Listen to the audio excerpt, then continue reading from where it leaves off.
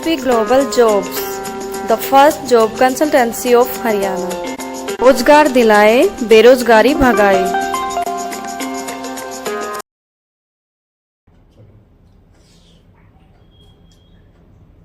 आज हम आपको मिलवा रहे हैं नरेंद्र सिंह जी से अपने नज़र कार्यक्रम में, जो एजुकेशन फील्ड से संबंधित हैं और प्राचार्य के रूप में वो सेवानिवृत्त हुए हैं। इससे पूर्व भी उन्होंने जो उनका रिकॉर्ड रहा वो एक अच्छे व्यावसायिक व्यक्ति के रूप में रहा।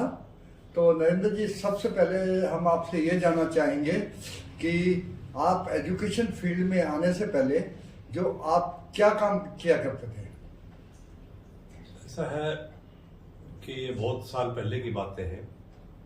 मैंने 1990 के अंदर अपनी सारी एजुकेशन कंप्लीट कर ली थी और हम नौकरी की तलाश में थे। 4-5 साल हम ऑन रोड रहे और उन्हीं दौरान में मैं अपना बिजनेस स्टोन का मैंने शुरू कर दिया था। शायद आपको पता भी है, सिंह स्टोन के नाम से, जो कि मैंने 7-8 साल चलाया था। और मैं कुछ सामाजिक कार्यक्रम भी मैं करता था, सोशल वर्किंग, धार्मिक, और लोगों से मिलना जुलना और अपने विचारों को व्यक्त करना, ये सब बातें मैं किया करता था। लेकिन जो पहला जो मेरा टारगेट था वो था नौकरी प्राप्त करने का। और 1996 में मेरा पहला अपॉइंटमेंट था as a lecturer, education department Haryana में। मेरी पहली पोस्टिंग जैनाबाद में थी जी। तो आपने क्या डिफरेंस महसूस करा जिस टाइम पे आप अपना मतलब एक तरह से संघर्ष का दौर आपका चल रहा था, आप बिजनेस के एंगल से अपने आप को सर्वाइव करने के लिए संघर्ष कर रहे थे और बाद में आपकी एजुकेशन फील्ड में अपॉइंटमेंट हुई एज ए लेक्चरर, तो फिर उस वक्त आपने क्या महसूस किया कि या तो मतलब संघर्ष आगे जारी रहेगा या एक स्टेबिलिटी की आपने उम्मीद लगाई? ऐसा है सर पवन जी कि संघर्षशील तो मैं शुरू से ही रहा हूं, क्योंकि मैं एक शिक्षाविद का बेटा हूं और संघर्ष करना मेरे जीवन का एक अभिन्न अंग है। जब मैं पढ़ता था तभी मैं संघर्ष कर रहा था। उसके बाद मेरा ये एक मानना था कि एक स्टूडेंट पूरी शिक्षा प्राप्त करके वो फ्री ना बैठे, वो कुछ न कुछ करता रहे। इसलिए मैंने अपना एक स्टोन का एक मशीन मैंने वहाँ पर इंस्टॉल की थी, माजरा में भी और ममड़िया में भी। और उसमें कुछ एक मेरे साथी भी थे जो कि मेरा भरपूर सहयोग कर रहे थे, जैसे अपने सतीश यादव हैं, ठीक है, और एक दो साथी थे।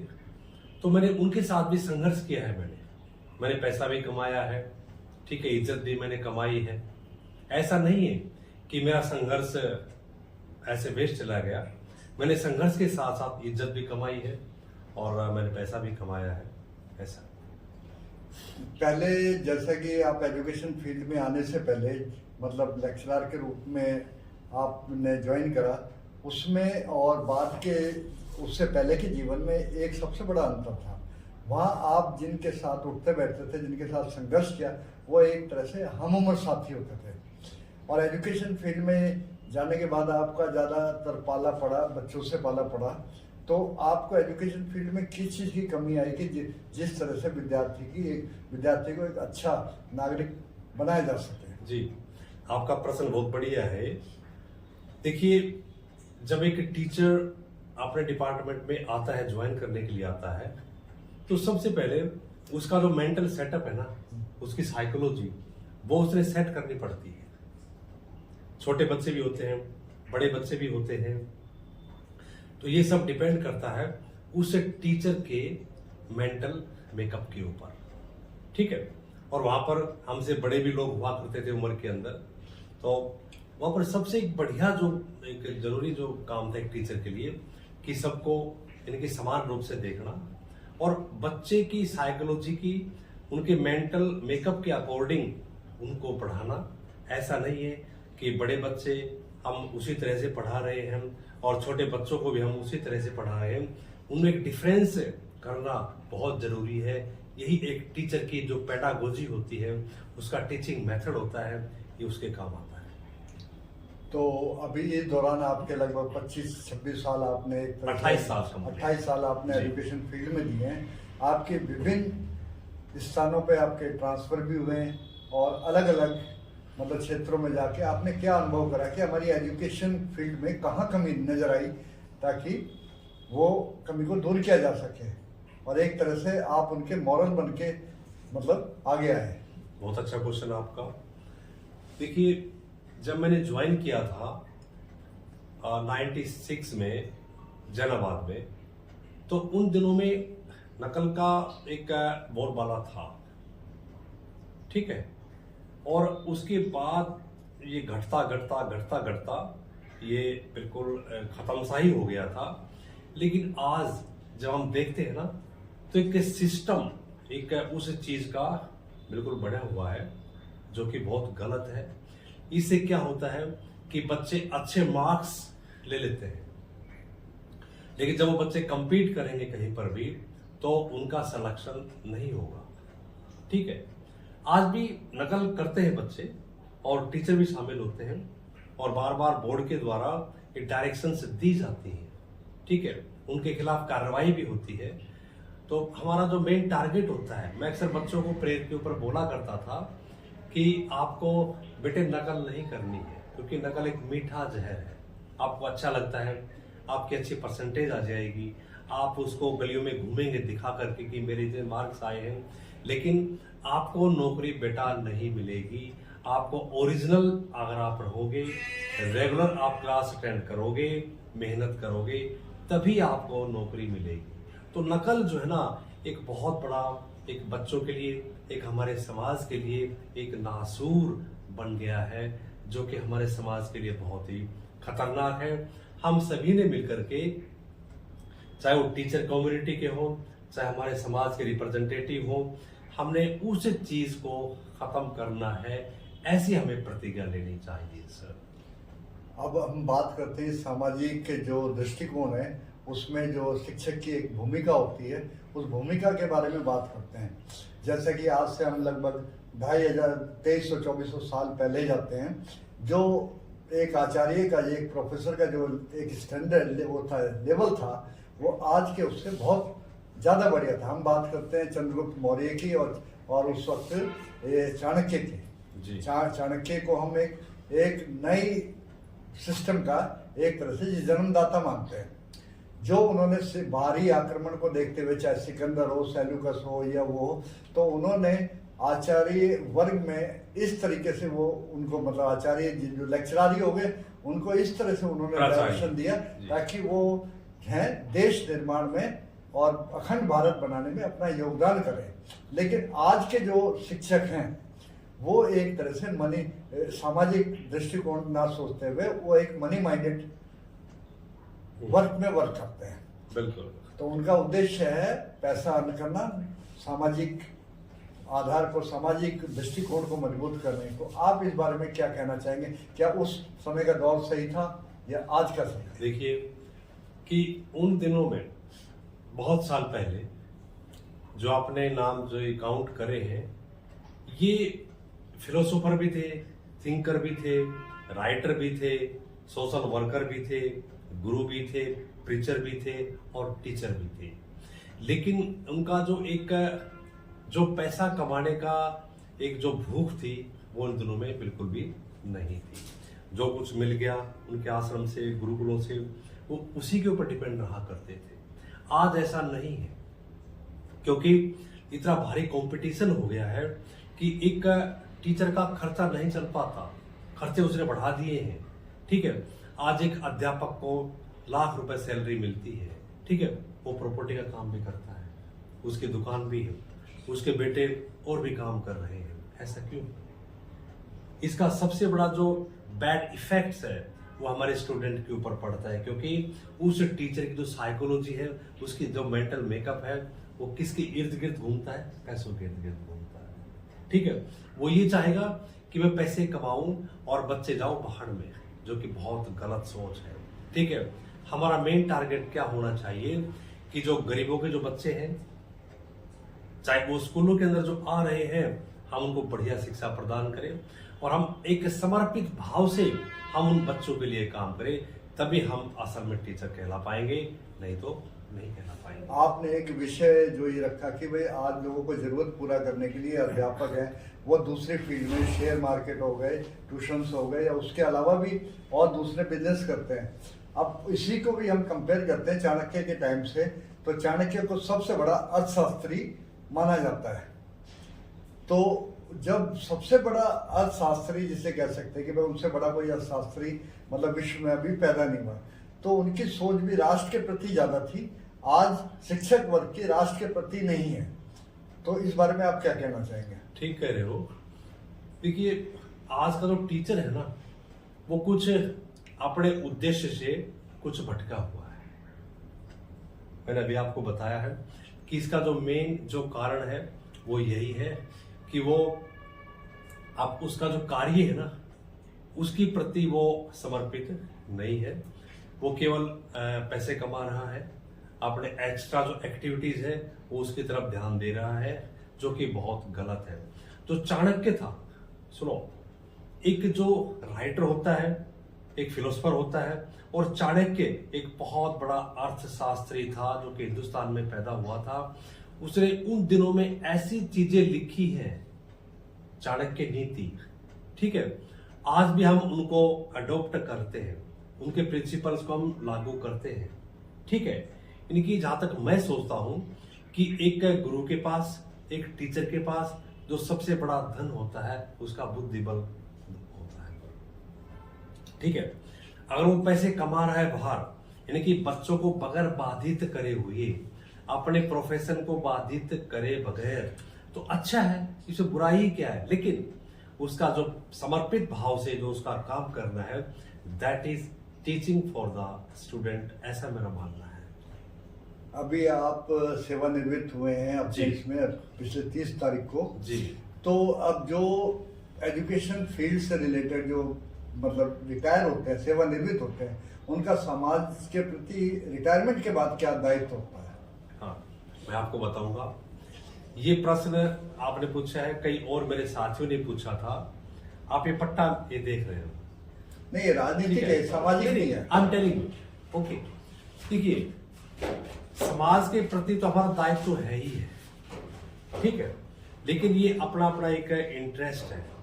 हम अभी मैं एनजीओ से मैं जुड़ पा रहा हूँ, चित्र कुमार, उनका शान भारत ऐसा कुछ, चित्र कुमार गुलाबी बाग, यस, शान भारत ऐसा कुछ उनका एनजीओ है, ठीक है। और उन्होंने मुझे देख करके कि भाई ईमानदार आदमी है, काम करने वाला है, कर्मठ है, उम्र ज्यादा है, फिर भी एक बहुत ईमानदार आदमी है, और राष्ट्र उपाध्यक्ष मेरे को उसने बढ़ा दिया है। मैं उस प्रधान जी का भी धन्यवाद करता हूँ, ठीक है। तो एक समाज के लिए हमने काम करना है, हम समर्पित हैं, उससे हम पीछे नहीं हटेंगे, ठीक है, क्योंकि हमने काफी साल तक बच्चों को पढ़ाया है। अब हम समाज में आ गए हैं, और एक सामाजिक दायरा, बहुत बड़ा दायरा होता है, वहां पर एक लिमिटेड दायरा होता है केवल बच्चों का, एक सरकारी तंत्र का, वहां पर एक लिमिटेड दायरा होता है। और ये तो समाज का मतलब होता है, एक सोशल एस्पेक्ट का मतलब होता है कि everything included in the society, कि समाज में कितना बड़ा एक हिस्सा शामिल होता है, हम उसके लिए काम करेंगे, ठीक है। और मैं अपने गांव के लिए भी काम करूंगा, यहां भी काम करूंगा, ठीक है। लेकिन जहां तक राजनीति की बात है, देखो, राजनीति यानी कि हर परिवार में, हर स्टेट में राजनीति से आदमी नहीं बच सकता। अगर कोई व्यक्ति ये कहता है कि हम उसे बच सकते हैं, तो मेरे ख्याल में ऐसा नहीं है। कदम कदम पे हम डिप्लोमेसी करते हैं, हम कूटनीति बरतते हैं कदम कदम के ऊपर, और राजनीति में आकर के भी हम समाज से जुड़ सकते हैं, हम समाज सेवा हम कर सकते हैं, ऐसा मेरा मानना है। अब देश में अगर भ्रष्टाचार के विषय को हम लोग उठाए हैं कि भ्रष्टाचार के लिए जिम्मेवार कौन, यदि एक छोटा सा ये शब्द है कि भ्रष्टाचार, इसके लिए जिम्मेवार कौन है, आप किसको मानते हैं? पॉलिटिशियंस को मानते हैं, एजुकेशन को मानते हैं, या किस मुख्य जिम्मेवार किसको मानते हैं? जी, बहुत अच्छा क्वेश्चन आपका। देखिए, भ्रष्टाचार, जो समाज, जो राष्ट्र, जो परिवार विकासशील होता है, उस समाज के अंदर पैसे आएंगे, उस राष्ट्र में पैसे आएंगे, क्योंकि वो विकासशील है। ठीक है, तो एक प्रकृति का नियम है कि जो चीज प्रकृति के रास्ते में आती है वो कुछ हद तक उसके अंदर करप्शन उसमें पैदा हो जाता है। ये एक आप ये लगाओ कि हम प्रकृति में रहने वाले सब जीव हैं, हम इंसान हैं, तो हम उस भ्रष्टाचार की हवा से हम अपने आप को अलग बिल्कुल भी नहीं रख सकते। वो हम उसमें शामिल, यानी कि हमें कर दिया जाता है, ना चाहते हुए भी हमें उसमें शामिल कर दिया जाता है। अगर आप लोग भ्रष्टाचार में अगर शामिल नहीं रहोगे तो समाज आपको शामिल कर देगा, अफसरशाही आपको शामिल कर देगी, पॉलिटिशियन आपको शामिल कर देगा। यानी कि जो भ्रष्टाचार है वो किसी एक समाज के हिस्से के बस की बात नहीं है। इसके अंदर एक पूरा सिस्टम, उसके अंदर यानी कि पूरा समाज उसके अंदर शामिल है। ठीक है, और तब जाकर के भ्रष्टाचार आगे बढ़ पाता है। हमारा ये उद्देश्य होना चाहिए कि उस सिस्टम को जहां पर एक विकास के लिए पैसा दिया जा रहा है, उस पैसे के ऊपर हम निगरानी रखें, चाहे वो अफसर हो, पॉलिटिशियन हो, सामाजिक ऑडिट हो, टीचर हो, चाहे कोई भी हो। अगर हमारी नजरें टेढ़ी रहेंगी उस पैसे के ऊपर तो भ्रष्टाचार नहीं हो सकता। अब मैं आपको बता रहा हूं थोड़ा सा, अभी बीजेपी सरकार है, इसका सबसे बढ़िया जो मुझे विचारधारा क्या लगी कि आज सब कुछ ऑनलाइन सिस्टम है। हम घर बैठे अपने ट्रांसफर ऑर्डर हम प्राप्त करते हैं। मुझे याद है आज से 20 साल पहले कि लोग इनकी पैसे ले जाकर के चंडीगढ़ में मारा मारी करते थे, बैठे रहा करते थे 5-5, 6-6 दिन, और तब आप पैसे दे करके और ट्रांसफर वहां से करके लेके आया करते। आज ऐसा नहीं है, सब कुछ ऑनलाइन है। आप ऑनलाइन अपना आपका जो ट्रांसफर है आप उसको प्राप्त कर सकते हैं। कितना एक बढ़िया सिस्टम है। ठीक है, तो मैं इसको सपोर्ट भी करता हूं इस सिस्टम को, और इसकी मैं प्रेज भी करता हूं कि ऐसा ही हमें करना चाहिए ताकि भ्रष्टाचार कम से कम हो सके, ऐसा मेरा मानना है। आपने भारतीय जनता पार्टी ज्वाइन करी है, और वो भी ऐसे टाइम पे जब 2024 के इलेक्शन में मात्र 20-22 दिन रह गए। तो आपने भारतीय जनता पार्टी क्या सोच के ज्वाइन करी, जबकि आपके पास विकल्प और भी हो सकते थे? कांग्रेस भी हो सकती थी, बहुजन समाजवादी पार्टी भी हो सकती है, इंडियन नेशनल लोकदल भी हो सकती, और जेजेपी भी हो सकती थी। तो आज को आपको भारतीय जनता पार्टी में से क्या खासियत नजर आई कि आपने वो उसका जी पट्टा पहन लिया? बहुत बढ़िया आपका क्वेश्चन है। देखिए, चाहे कोई भी पॉलिटिकल पार्टी हो, उसको अधिकार है कि वो देश के लिए काम करे, उसको अधिकार है कि वो देश में कहीं भी भ्रमण करे, कोई भी काम करे।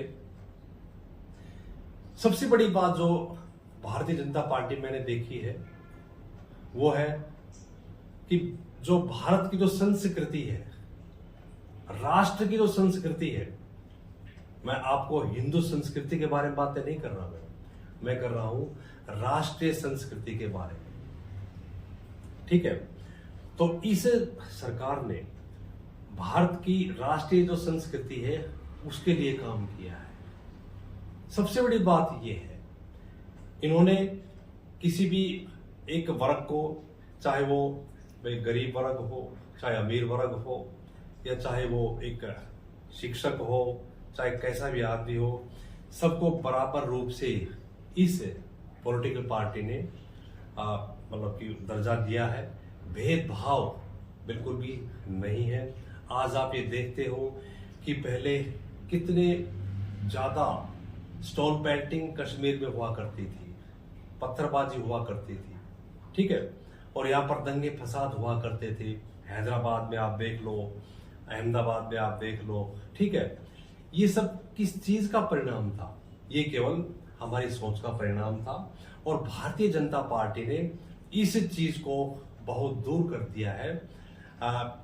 मैं रिजल्ट में मैं यही कहूंगा कि ये जो पार्टी है ये हमारे समाज के साथ में, हमारे धर्म के साथ में, हमारी संस्कृति के साथ में ये बहुत ही अच्छे मेल मिलाप करके ये आगे बढ़ रही है, ऐसा मेरा मानना है। भारतीय जनता पार्टी पे एक इस वक्त सबसे बड़ा आरोप ये लग रहा जी। है कि वो लोकतंत्र के लिए हानिकारक है। जी। भारतीय जनता पार्टी का उद्देश्य जो रह गया है वो ये कि किस तरह लोकतंत्र को खत्म किया जाए, जबकि अपोजिशन है वो चाहते हैं कि लोकतंत्र जीवित रहे।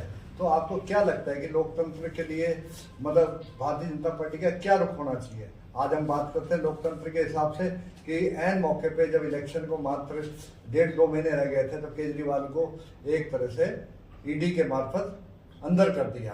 क्या लोकतंत्र में उससे पहले भी ये स्टेप उठ सकता था? फिर इलेक्शन के ऐन मौके पे क्यों? ऐसा है कि जो आदमी गलत करेगा उसको उसका परिणाम भुगतना पड़ेगा, चाहे केजरीवाल हो, चाहे मैं हूं, चाहे और कोई हो। प्रजातंत्र में हर व्यक्ति को यह अधिकार है कि वो अपने ढंग से कैसे भी वो जिए। हाँ, कानून को अपने ढंग से काम करना चाहिए, उसको हमें बाधित बिल्कुल भी नहीं करना चाहिए। अगर ऐसा कोई व्यक्ति करता है तो ये प्रजातंत्र के लिए बहुत ही खतरनाक काम है, ऐसा मैं मानता हूँ। अभी इसी से संबंधित आपसे अगला सवाल है कि 2 मामले ऐसे हैं अभी हाल ही में, मेरे को नाम को प्रोनाउंस करने में मतलब नहीं बता पा रहा। जी। साउथ में एक है जिनकी एक पेन ड्राइव प्राप्त हुई जिसमें 300 अश्लील वीडियो रिकॉर्डिंग उन्होंने कर रखी और मोदी जी जो हमारे प्रधानमंत्री है उन्होंने उसके मंच पे भाषण दिया वोट के लिए, इलेक्शन के लिए। और दूसरा मामला है, हम जो खिलाड़ियों की बात करते हैं, खिलाड़ियों के मामले में ब्रिज मोहन के खिलाफ इतनी आवाज उठ रही थी लेकिन उस टाइम पे नरेंद्र मोदी जी हमारे चुप रहे, खामोश रहे। तो इस बारे में क्या कहना चाहेंगे? क्या ये वो न्याय पाने के अधिकारी नहीं? ऐसा है कि देखो ये समाज बहुत बड़ा है, इसके अंदर बदमाश लोग भी रहते हैं, भ्रष्ट लोग भी रहते हैं, ठीक है। अब मोदी तमिलनाडु में एक स्ट्रीट में क्या हो रहा है, अब मोदी को इस बात का क्या पता? लेकिन लेटर तो पहले भी दिया गया, पहले भेजा गया है मोदी जी के पास कि ये इसको टिकट मत देना, इसके साथ ये चीज है, पेन ड्राइव भी भेजी गई है और उसके बाद टिकट दी गई है। नहीं, इसके और कई कारण रहे होंगे। हो सकता है कि भाई जो मोदी है भाई उनको पता ना हो, ये भी हो सकता है, ठीक है। या और भी कारण कुछ रहे होंगे जो कि हमें पता नहीं है, ठीक है। ये मामले बहुत ऊपर तक, जब तक आदमी किसी चीज के लिए अपडेट ना हो जब तक वो आदमी उसके बारे में बोल थोड़ी सकता है, ठीक है। तो अब आ जाते हैं क्षेत्रीय भाषा की, जो अपनी क्षेत्रीय राजनीति के बारे में। जी। तो आजादी के बाद से ही राव वीरेंद्र जी का परिवार ही यहाँ सत्ता में रहा है। अहिरवाल की अगर बात करते हैं, और अगर स्थानीय रेवाड़ी विधानसभा की बात करते हैं तो कैप्टन अजय सिंह का परिवार ही सत्ता में रहा है। जी। लोकतंत्र में राजतंत्र का इतने लंबे समय तक राज करना, तो इस बारे में आप क्या लगते हैं? क्या किसी और को मतलब सत्ता में नहीं आना चाहिए? आना चाहिए। ऐसा है कि देखो, जो राव इंद्रजीत सिंह जी का जो परिवार है, ये एक जो यादव वंश, जो अहिरवाल, जिसको अहिरवाटी भी कहते हैं, उसकी एक बहुत बड़ी गद्दी है रामपुरा हाउस, ठीक है। तो हमारी जो भावनाएं हैं ये प्राचीन काल से उन भावनाओं से जुड़ी हुई है, ठीक है। ऐसा नहीं है कि और भी काफी सारे लीडर्स यहाँ पर हो सकते हैं, लेकिन जो इस पूरे इलाके की जो भावनाएं हैं वो उस गद्दी से जुड़ी हुई है, ठीक है।